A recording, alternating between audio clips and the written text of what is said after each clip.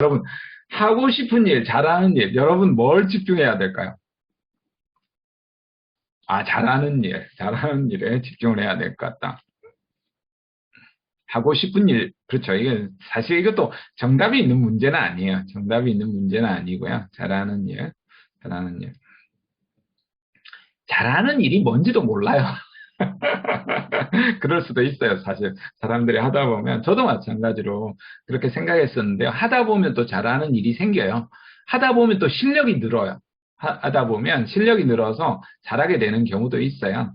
원칙은 하고 싶은 일을 하는 것도 저는 나쁘지 않다라고 봅니다. 처음에 원칙은 좋아하는 일, 이렇게 하게 되는데요. 아이러니컬하게도 좋아하는 일을 하기가 좀 어려울 때가 되게 많이 있어요. 그래서 그런 부분들 볼 수가 있습니다.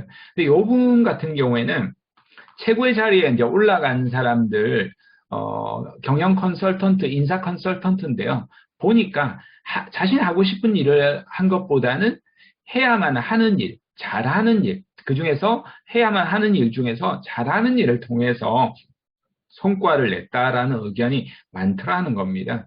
근데 사실은 여러분이 뭘 잘하는지 몰라요, 보통은. 그러니까 여기를 내용을 보면 잘하는 일, 그러니까 그 중에서 잘하는 일을 조금 더 구체적으로 전공적성이 잘 나온다, 관련 자격증이 있다, 이렇게 판단하면 그럴 수 있어요. 경력 초기에는 그럴 수 있어요. 그런데 잘하는 일이라는 게 정해져 있는 게 아니라 하다 보면 생기는 게 있어요. 하다 보면 생기는 게 있어가지고, 그러니까 어렸을 때 잘한다라는 것은 굉장히 좀 편협해요. 노래하고 춤추고 스포츠 활동하고 뭐 성적, 과목에 뭘 잘하는 거 외에는 사실 그렇게 광범위하지 않아요. 대부분 잘한다라는 게. 근데 그런 것에 대한 속성을 조금 들여다보시면서 직무를 하면서 이제 여러분이 보셔야 돼요. 잘하는 게 이제 듣는 것, 말하는 것, 생각하는 것, 글 쓰는 것, 창조하는 것, 조합하는 것, 모방하는 것, 예. 여러분이 미적 감각이 있는 것, 이런 식으로 조금 바라봐야 돼요. 그러니까 조금 넓게 바라보시면서 그걸 다시 직무를 수행해 나가면서 구체적으로 이렇게 바라보시는 것들이 좋겠다, 이런 생각이 듭니다. 직장 매너를 판단할 때 되게 좀 애매한 부분들이 있어요. 이게 옳은지 그른지, 아까 상석인지 아닌지, 이렇게, 그리고 회사마다 또 사람마다, 상사마다 또 다를 수도 있단 말이에요. 애매할 때는요, 이게 상대의 기준이 되는 게 좋아요. 내 기준이 아니라 그 상사가 요구하는 거예요. 호칭이 나는 그렇게 불러주는 게 좋다라는 거예요. 님자 불러주는 게 난 좋다는 거예요. 정철상님 이렇게 하면 부르면 돼요. 근데 나는 정철상님이라는 게 부르는 게 예를 들어서 너무너무 싫다라는 거예요. 항상 그렇게 이야기했는데도 그 정철상님 이렇게 계속 부르는 건 굉장히 신뢰가 돼요. 그래서 여러분이 상대에게 물어봐야 돼요. 어떻게 부르는 게 좋을까요? 교수님이라고 불러드리는 게 좋을까요? 작가님이라고 불러드리는 게 좋을까요? 대표님이라고 불러드리는 게 좋을까요? 이런 식으로 이제 호칭을 그 상대에게 물어보는 것이 좋아요. 그러니까 호칭뿐만 아니라 모든 게 마찬가지예요. 아까 자석도 마찬가지예요. 상사가 거기 앉고 싶다면 거기 앉는 거예요. 상사가 우선이에요. 어, 군대에서 계급이 깡패라고 하듯이 직장에서는 아직까지는 그래도 직장에 이제 상사가 모든 권한들을 가지고 있기 때문에 상사가 이제 기준이 될 수 있다. 이렇게 볼 수 있습니다. 억울하더라도 그렇게 볼 수 있습니다. 상사가 아니어도 마찬가지예요. 부하라고 요즘 말하기는 좀 어렵겠지만 어린 후배들이 했다 하더라도 상대를 좀 배려하는 그런 사람들이 또 나중에 상사라도 칭찬을 받겠죠. 열심히 일하면 뭐 어떻게든 간에 되는 거 아닌가요? 이런 생각들이 아마 있는 부분들이 있을 건데요. 이게 이제 열심히만 하기보다는 좀 잘 짜인 계획을 하려고 하면 목표를 어떻게 이룰지 생각을 한 다음에 내가 이걸 이제 예전에 그 RVD 이런 거 있었잖아요. Realization 이렇게 마치 목표를 다 이룬 것처럼 이렇게 생각을 하라고 하고요. 실행하기 위해서 그걸 하기 위해서 장애물이 뭔지 과제를 예측하고 문제 해결 방안을 마련한다라고 했는데요. 이걸 PDCA 사이클이라고 이야기합니다. 그러니까 계획을 짜고요. 목표를 생각한 다음에 그 목표를 달성하기 위해서 계획을 짜고 그것을 실행 방안을 마련하고 그걸 검증하는 거예요. 이것에 대해서 실제로 이제 결과가 좋았는지 안 좋았는지 과거에 어떤 사례가 있다라면 검증, 체크를 하고요. 또 진행하는 과정에서 중간 점검을 해야 되겠죠.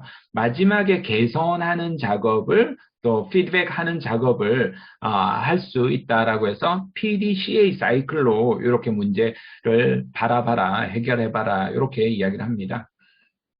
상사가 지시하는 업무를 조금 지혜롭게 거절하고 싶을 때가 있잖아요. 노라고 하고 싶을 때 있지 않나요? 전부 다 노라고 하면 안 되겠지만 어떤 특정한 부분은 반드시 노라고 해야 될 부분이 있단 말이에요. 그럴 때 첫 번째로 yes but 합법이라고 하는데요. 일단 네 알겠습니다. 이렇게 이제 수용하는 거예요. 일단 처음부터 네 안 됩니다. 그건 안 되는 겁니다.